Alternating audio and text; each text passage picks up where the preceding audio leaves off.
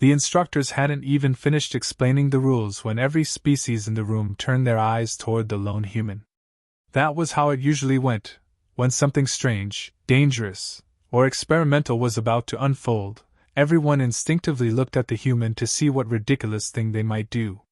The arena chamber hummed as the test drones sealed the walls, converting the empty expanse into a simulation zone.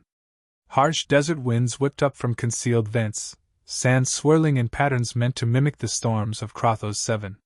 The overhead hollow projectors cast an orange haze that turned every shadow sharp and menacing.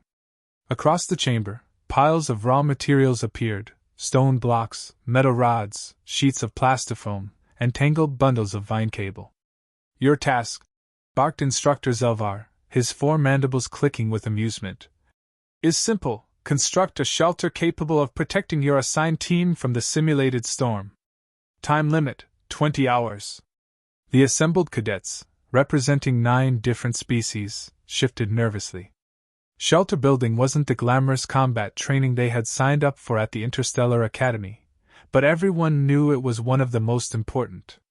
Survival, logistics, and ingenuity were the backbone of warfare. And if you couldn't survive a storm, you couldn't survive a battle. Still, for most species, shelter meant a simple lean-to, or a dome hastily fastened together before huddling inside and praying it didn't collapse. Except, of course, when there was a human involved. Cadet Joran, a thin, pale-skinned recruit from the aquatic world of Muriel, muttered under his breath to his teammate, "Watch. The human's going to do something absurd again. Last week they asked for duct tape to fix the shuttle's reactor." "Duct tape," his companion repeated in disbelief, as though the words were poison. On the far side of the arena, Cadet Elias Ford stretched his arms and surveyed the materials with a lazy grin. His academy jumpsuit was rolled up at the sleeves, already stained with grease from whatever engineering project he had last tinkered with. His dark hair was messy in the way of someone who thought combing was optional, and a battered metal mug, scratched, dented, and beloved, hung from his belt like a ceremonial weapon. The mug wasn't decoration. Everyone knew it was tied to the human's strange addiction: coffee. He had brewed it inside alien survival pods, inside malfunctioning reactors, even once inside the coolant system of a training walker. It was said that the instructors had stopped trying to ban him from making coffee because the consequences of withdrawal were disruptive. "All right," Elias said cheerfully, as though he'd been asked to build a treehouse instead of face a lethal survival exam. "First rule of shelters: if it doesn't keep your coffee hot and your enemies out, it's not worth building." His assigned teammates, 2 insected Krelins and 1 bulky reptilian Frath, stared at him in mutual horror. "Coffee?" hissed Krelin SH-Tac, antennae quivering. "We are to endure a sandstorm, human, not caffeinate." Elias crouched near the supply pile, rifling through metal rods until he found a decent length of tubing. He raised it like a weapon and pointed at SH-Tac. "Wrong. We're going to build a shelter. And a coffee machine. And maybe a defensive perimeter. Storms aren't just weather, they're cover for predators. You ever notice that?" The Frath cadet Rurvik tilted his head. "Predators? This is simulation only." "Sure," Elias said with a shrug. "Until it isn't." The words had weight. Everyone at the academy knew the tests sometimes escalated without warning. Drones released predators, rival cadet teams were thrown into the mix, or the environment shifted mid-scenario. The whole point was to prepare soldiers for the unexpected. Elias wasn't just joking, he was planning ahead. The Krelins exchanged nervous clicks. They were used to meticulous planning and strict orders, not humans throwing around paranoia disguised as foresight. "You will waste time," SH-Tac snapped. "The instructors will score us on efficiency, not beverages." Elias ignored him. He stuck the tubing into the ground, testing its depth. Then he rummaged for plastifoam sheets. With a grunt, he dragged them toward the center of their assigned zone and began arranging them in deliberate patterns. One of the insectoids tried to grab a sheet back. "You are constructing walls too thick. It will collapse under weight." Elias looked at him, eyes twinkling with something halfway between amusement and challenge. Nah. I'm building more than walls. I'm building something that'll outlast the storm, and maybe the academy itself. At first, the other teams worked with familiar methods. The Mirian-shaped domes from wet-packed sand reinforced with vine cable. The Krelins wove intricate but fragile latticework huts. The four-armed Dorval stacked stone into squat cubes that looked durable but suffocating. Elias, meanwhile, kept hauling and hammering.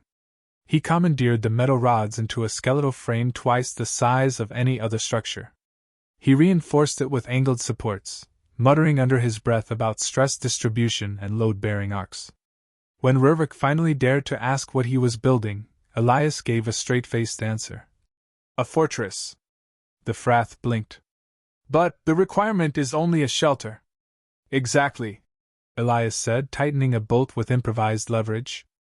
And a fortress is just a shelter that scares everyone else away from bothering you while you're inside. The insectoid sputtered, but Rurvik considered. His species valued strength and intimidation, and the idea of a fortress appealed to instincts buried deep. Slowly, grudgingly, he began assisting the human, lifting heavy blocks, bending rods with his powerful claws. As the hours passed, Elias's design took shape. The outer walls rose first, angled against the storm like armor plating. Then came the roof, a slanted canopy that redirected airflow rather than fighting it.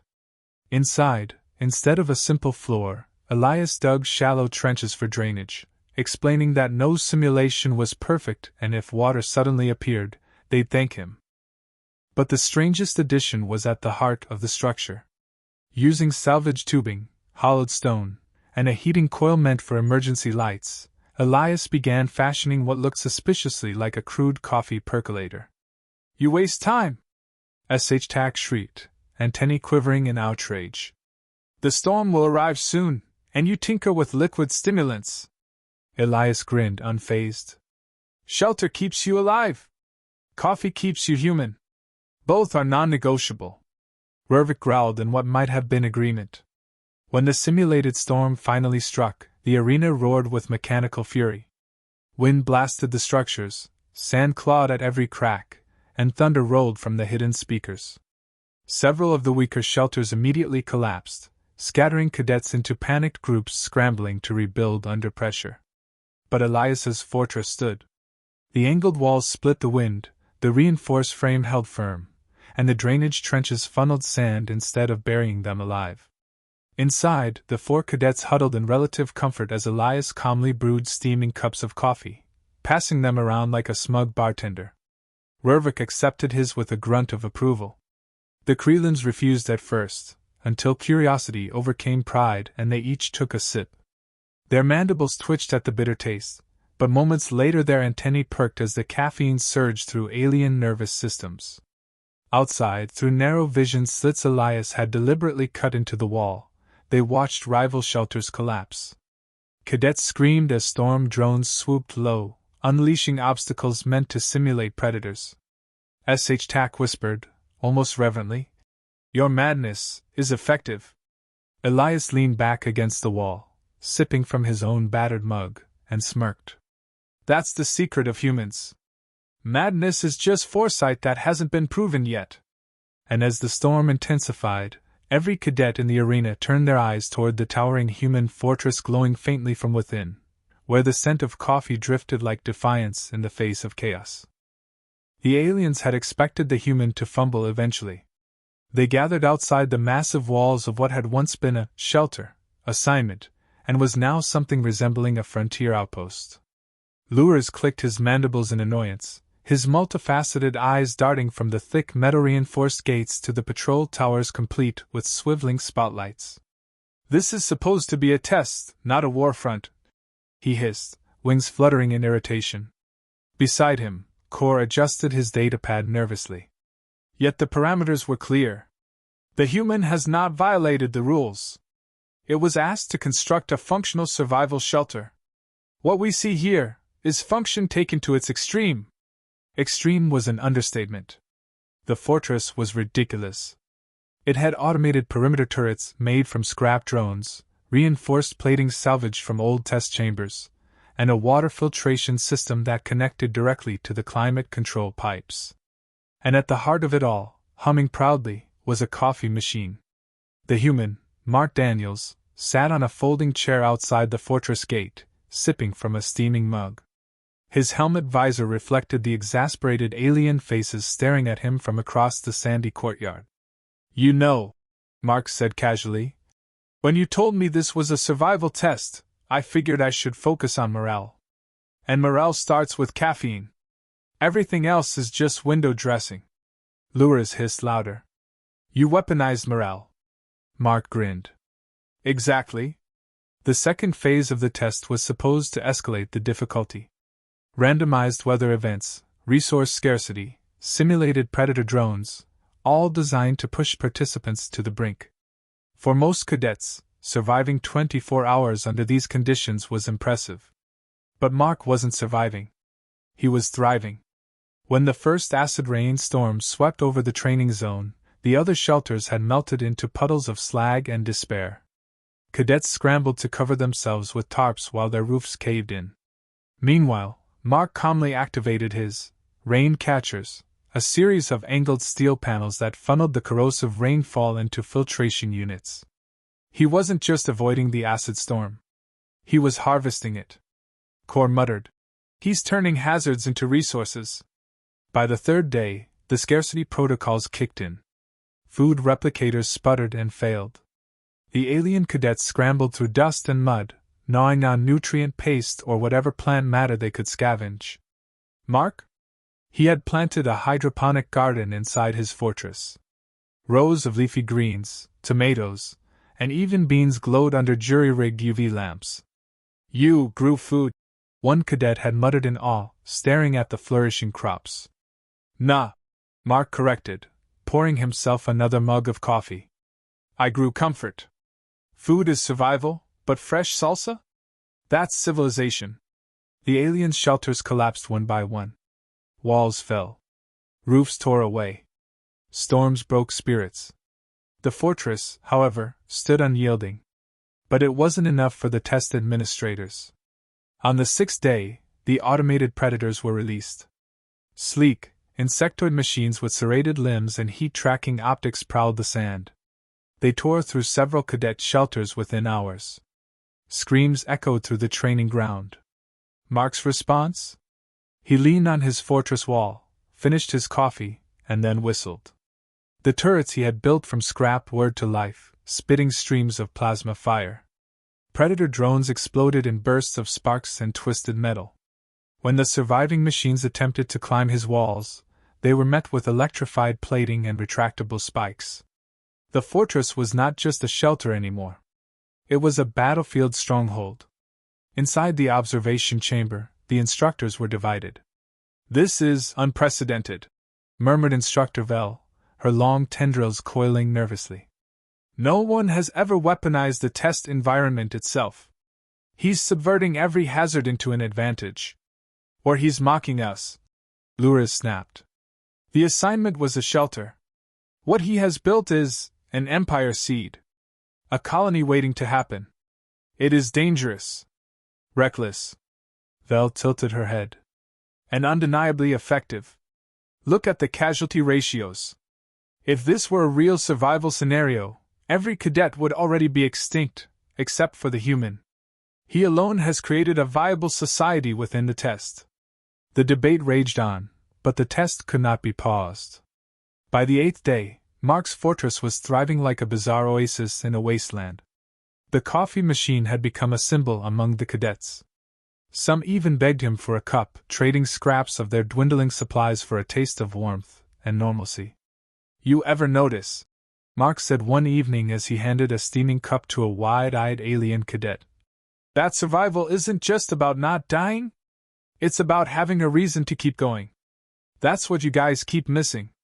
The cadet slurped the bitter drink, eyes watering. "This is horrible." Mark chuckled. "Exactly. And you'll remember it forever. That's the point." But the administrators weren't done. On the 10th day, they escalated the test to maximum hazard. The ground itself split open as seismic tremors tore through the environment. Automated volcano simulations erupted, sending waves of fire sweeping across the test field. Alien shelters, what few still remained, were consumed instantly. Cadets screamed and fled in all directions. And Mark? He pressed a button. The ground beneath his fortress rumbled, and then sank. Hydraulic lifts, scavenged and repurposed from old drone carriers, lowered the entire fortress into a cavernous bunker. Above, retractable plating slammed shut, shielding the stronghold from fire and ash. Inside, the lights flickered. Fans hummed. Hydroponics bubbled softly. Coffee brewed. Mark sat down at his console, leaned back, and said to no one in particular, "And that's why you always prepare a basement." The fortress had disappeared beneath the raging firestorm like a phantom. For the cadets trapped outside, it was chaos.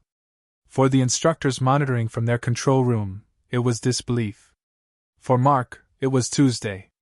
And deep in the observation chamber, Vel whispered the thought that unsettled them all. If this is what a human does in a test, what would they build on a real hostile world? The alarms didn't stop. Their sharp, staccato cries pulsed through the chamber like a predator's heartbeat, each note promising escalation. The fortress Nathan had built, half masterpiece and half coffee-driven insanity, stood unshaken for now. But the trial wasn't about surviving 10 minutes or withstanding a single wave. It was endurance, adaptation, escalation. The overseers hadn't spent centuries designing this test just to be impressed by a few welded metal panels and a caffeine shrine.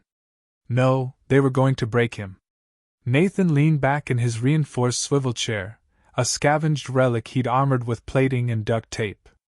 His mug clinked softly as he raised it, steam curling from the coffee dispenser humming beside him. The aliens outside stared at the humans' casualness, bewildered. Every other species they had tested had approached the shelter challenge with desperation or fear. But here was a man sipping coffee like he was running a Sunday morning garage project. Then the walls shook. The chamber's lighting dimmed, replaced by a pulsing red glow. From hidden hatches in the ground, mechanical quadrupeds emerged, sleek things of silver and black, with serrated legs and scanning eyes. They radiated predatory menace, each one bristling with drill arms and plasma cutters. The observers hissed. "This is Phase 3, intoned one of the overseers, its translucent fronds quivering. "The constructs adapt to defenses. The human structure will be dissected." Inside the fortress, Nathan leaned forward, placing his mug on a side shelf of riveted plating. Well, he murmured. "Coffee break's over. Time to get serious." The quadrupeds advanced, claws sparking as they tested the walls. A grinding shriek cut through the air as one pressed its plasma cutter to a support strut, molten metal dripping. Sparks cascaded like falling stars. Another bot leapt, clinging spider-like to the exterior, its drills spinning hungrily. Most beings in Nathan's place would have panicked. But Nathan smiled, because he hadn't just built walls. He built traps. He flicked a switch. The outer layer of his fortress hummed, then crackled with pale arcs of electricity. Improvised coils, scavenged wiring, and some delicate rerouting from the coffee machine's heating elements created a perimeter shock grid. The first quadruped spasmed violently, limbs seizing, before it toppled in a smoking heap. The smell of scorched circuits filled the chamber. "Ha!" Nathan slapped the side of the control panel. "That's what you get for touching without permission. Fortress etiquette, boys!" The overseers recoiled. "Impossible. He modified the energy conduits for dual function? No subject has." "Silence. Watch." The quadrupeds did not retreat. Instead, they adjusted. Their sensors shifted, red eyes flickering. They coordinated, targeting weak points where Nathan's wiring was least concentrated. One skittered beneath a shield plate, probing the seams. Nathan saw it on his jury-rigged monitor feed, an old projector lens cannibalized into a crude surveillance system. He grimaced. "All right. You want underhanded? Let's play dirty." He pulled a lever. A hidden panel dropped, spilling a cascade of steaming liquid over the advancing machine. Not water. Coffee. Scalding, viscous, bitter coffee. The quadruped shrieked as its optics clouded, servos locking from the sudden thermal shock. The smell of burnt caffeine spread. Nathan chuckled darkly. Didn't like the house blend, huh? But more kept coming. Dozens now, crawling, cutting, hammering. The walls trembled. The fortress groaned under the onslaught. Every strike, every blast rattled Nathan's bones. He could almost feel the overseer's smug anticipation. He refused to give them the satisfaction. Nathan sprinted to his workbench, where he'd stockpiled an arsenal of improvised gadgets, spring-loaded spears made from rebar, pressure plates rigged with compressed air blasts, even a small catapult he'd carved from panel struts. He loaded one now, a canister of condensed steam wired to blow. The chamber thundered as he released it. The canister whistled, then exploded mid-air in a shockwave of blinding vapor. Quadrupeds stumbled, their sensors overwhelmed. Nathan seized the moment. He grabbed a heavy wrench, climbed a ladder to the parapet of his fortress, and shouted into the haze. "Come on, you bastards! I built this place with coffee and spite, and you think a tin can army's gonna scare me?" With a roar, he swung his wrench down, caving in the head of a flailing quadruped. Sparks spat like fireworks. Another leapt at him. He ducked, grabbed its leg, and hurled it over the side, where it crashed into its brethren. The fortress shook, but Nathan laughed through the chaos, exhilarated. Yet beneath the bravado, he felt the weight of the challenge. His traps were working, but the machines adapted faster with every wave. His fortress, as strong as it was, couldn't hold indefinitely. The overseers weren't testing just his ability to build, they were testing his ability to endure. And endurance wasn't about walls. It was about will. The quadrupeds regrouped, this time deploying a new weapon, focused plasma beams that carved glowing scars into the fortress's defenses. Metal hissed and warped. One beam lanced dangerously close to Nathan, forcing him to duck behind cover. For the first time, his hands trembled. But then he glanced at the coffee machine, still humming quietly amid the bedlam, dispensing a fresh stream into his mug. That stupid, stubborn symbol of normalcy. A reminder that even here, in a chamber designed to break him, he could make the space his own. His fear burned away. "All right," Nathan muttered, tightening his grip on the wrench. "Let's see how you like human creativity when it's running on caffeine fumes." He darted back inside, slamming switches and rerouting wires. The lights flickered, the hum of the fortress deepened. His voice echoed as he barked commands, not to anyone else, but to himself, to the fortress, to the test itself. "You wanted escalation? Fine. You got it. This fortress isn't just walls. It's alive. It's me." The quadruped struck again, only this time, the walls pushed back. Panels shifted, folding into angled plates that redirected plasma beams back at their sources. Improvised turrets popped from the corners, hurling bolts of compressed steam. The fortress wasn't a static defense anymore, it was fighting. The overseers whispered furiously. "He weaponized the shelter? He transcends the simulation's parameters. This is human." Nathan laughed, wild and unrelenting, as the fortress roared around him. He wasn't surviving anymore. He was winning. Still, the chamber itself began to change. The ground trembled as new hatches opened, releasing not quadrupeds but towering bipeds, machines 3 times Nathan's height, bristling with cannons. Their footsteps boomed like war drums. Nathan froze. His fortress groaned in response. The real fight was about to begin. The first sign that the test had shifted into something else entirely came with the silence. Not the normal kind, no, this was the absence of even the faint, synthetic wind the lab environment always provided, no subtle mechanical hum of the temperature regulators, no background chirping of the simulated insects. It was the silence of a system powering down.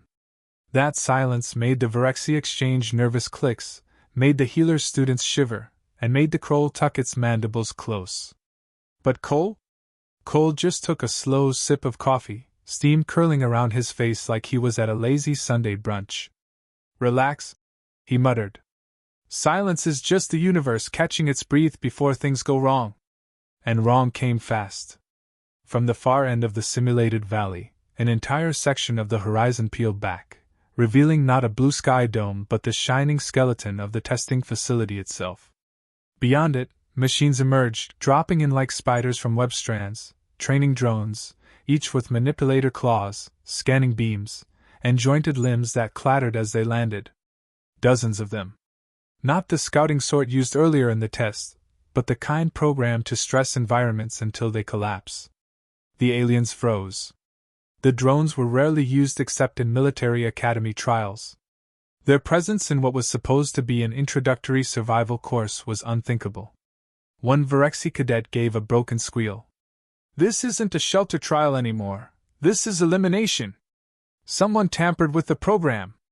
Cole leaned against his wall of stone and steel, eyeing the advancing drones with that irritating calm of his. "Well, if it's elimination, they're about to get very disappointed. Let's make sure they choke on their own rules." The fortress, jury-rigged though it was, came alive like a beast under his command. Panels of repurposed solar film unfurled outward, drinking energy and routing it to capacitors buried under the ground. The stone walls bristled with sharpened poles hammered into place, and high on the watchtower he'd built from scrap support beams, a crude rail sling device waited, primitive in appearance, terrifying in execution. But perhaps the strangest preparation was Cole's coffee machine. By now, it had been integrated into the fortress power grid, coils running from it like veins. A steady hiss pulsed from it, and every time Cole drew a cup, the machine siphoned just a little more thermal energy from the environment, feeding it back into the storage system. It was, to the horror and amazement of every alien present, both his life support and the fortress's power stabilizer. The drones didn't wait. They surged forward, mechanical legs tearing into the false soil, claws glinting. Cole barked orders, not in the tone of a commander who expected obedience, but in the straightforward rhythm of someone who knew panic was a waste of oxygen. "Kroll, reinforce the western wall. Virexi, on the rails, aim for their joints. Healer, get inside and keep the power lines stable. Don't let my coffee machine overheat or we're done." The absurdity of the command, "Guard the coffee machine as if it were holy," would have made them laugh if survival hadn't hung on it. The first wave of drones slammed against the fortress like a tidal surge. Poles shattered, walls groaned, but the fortress held. Stone dust clouded the air, alien cries echoed, and over it all Cole's voice cut through, calm and sharp. He yanked a lever, and the rail sling fired. A jagged shard of repurposed beam shot outward with bone-snapping velocity, impaling one of the drones straight through its glowing core. Sparks cascaded. The aliens stared in awe, even as another dozen pressed closer. "This isn't defense," muttered one healer cadet, wide-eyed. "This is Warcraft. Welcome to human engineering." Cole grunted, reloading the sling with a speed that suggested he'd been practicing in secret. The fight dragged on. The drones adapted, climbing atop each other, testing the walls for weak points. Each impact made the fortress shudder like it was alive, made every alien inside feel the pounding in their bones. But Cole kept improvising. He rerouted power to electromagnets that fried the drone's sensors. He triggered collapses of outer barricades and controlled bursts, burying attackers under rubble. And when the power flickered dangerously low, he brewed a fresh pot of coffee, steam roaring out as the coils drank the thermal feedback, stabilizing the system once more. By the time the last drone crumpled in sparks and smoke, the fortress stood battered but proud, like a scarred veteran daring the world to take another swing. The aliens inside were too exhausted to cheer, too stunned to do more than collapse against the stone walls and pant. Cole, however, poured himself another cup, sipped, and muttered, "Not bad for a Tuesday." But the trial wasn't over. The wall of the testing chamber split fully open, and figures stepped through, Rio ones this time. Overseers in polished robes, their eyes burning with accusation. At their head was Director Rin, the kind of alien who carried authority like a weapon. "This," Rin thundered, voice amplified so all cadets could hear, "was a shelter building assessment. And you," his clawed hand jabbed toward Cole, "turned it into a battlefield.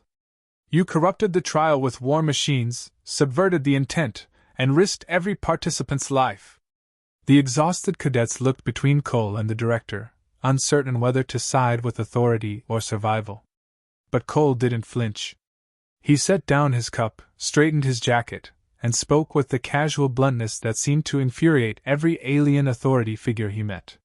"You threw killer drones at us. You wanted to see us build a hut, then watch it burn so you could call it a learning opportunity. Well, I don't do huts. I do survival. And survival, Director, isn't about scraping by until the storm ends. It's about making damn sure the storm never comes back." A murmur rippled through the cadets.